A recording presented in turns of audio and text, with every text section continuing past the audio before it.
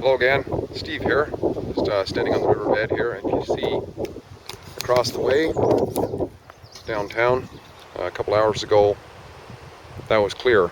The wind had been blowing for the last couple days that way, blew all the forest fire smoke back up north. Now the wind is coming from the north again, and it's blowing it back in here, so it's causing quite a bit of obscurity. So if you hear a bit of a rustling going on, it's because there's wind here. I'll take the straw out of my mouth so I can talk properly. So yeah, I was just out for a walk here and thought I thought of something to share, some ideas on improving the quality of our life experiences.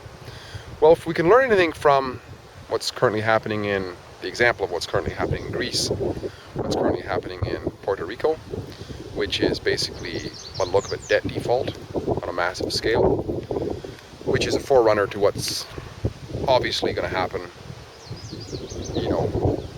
pan-globally, basically, because all the systems are running exactly the same. As you can see, it's not a good idea to have a whole lot of money socked away in the bank, because that can just be stolen by what's called a bank holiday. The government says, okay, banks, you're closed now. Sorry, folks, you can't get your money. So that's not too good. You could have it in gold and silver, I guess, but that'll be confiscated, or at least officially it will be. I'm certain of that, as it has been before. The United States confiscated gold in the Great Depression, and this will probably be a greater depression, right? So if you do have it, make sure it's buried somewhere that nobody but you knows where it is, because somebody's going to want it when the shit goes down, right?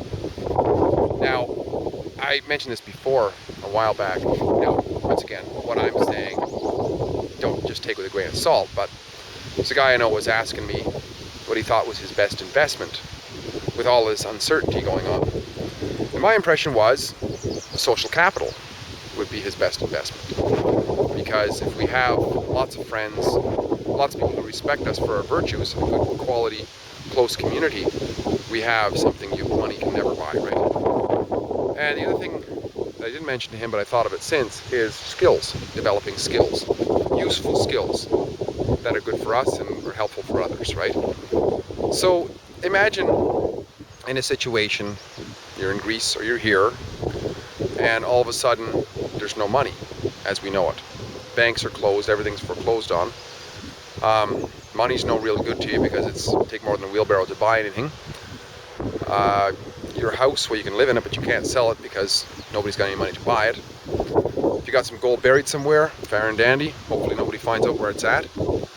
But if you've got a community of people who respect you for your virtues, and you've got skills that are useful, people are still here. People still have their needs, and there can be a barter system going on, which you have what money can't buy. And the other thing is, without having all that money in bank accounts and in gold and in houses and so on, the lawyers who are going to be going after people to steal whatever they can through the government, or the government through the lawyers, they probably won't be interested in you, right? Because they're going to go after the guys with the ka-ching of some sort. But if all you've got is skills and social capital, you don't even show up. That doesn't matter to them, right? What they want is the ka-ching to put in their vaults. So yeah, it's just something to think about, because I think it's prudent to prepare ourselves.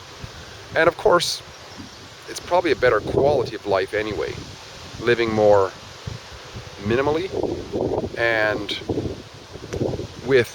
in community as much as we can, trying to find connections with others rather than just conquer and divide, which is what so much of our human existence business has been all about.